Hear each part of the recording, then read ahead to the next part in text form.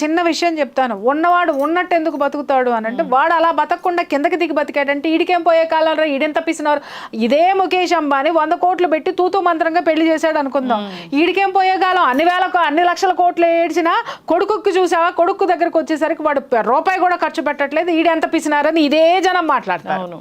ఖర్చు పెడితేనేమో దుబారా ఖర్చు అని మాట్లాడుతున్నారు, ఖర్చు పెట్టకపోతేనేమో పిసినారు అంటున్నారు. లోకో భిన్న రుచి, నరుడు నాలుగుకి నరం లేదు, అందుకని ఏది ఎట్లయినా మాట్లాడతారు. హంగులు ఆర్భాటాలు ఆడంబరాలు చేయాల్సినటువంటి విషయం. అంటే ఇక్కడ అనిల్ అంబానీ ఆదాయం ఎంత ఉందమ్మా, లక్షల కోట్ల ఆస్తులు ఉన్నాయి, ఆదాయం కూడా అంతే వస్తుంది.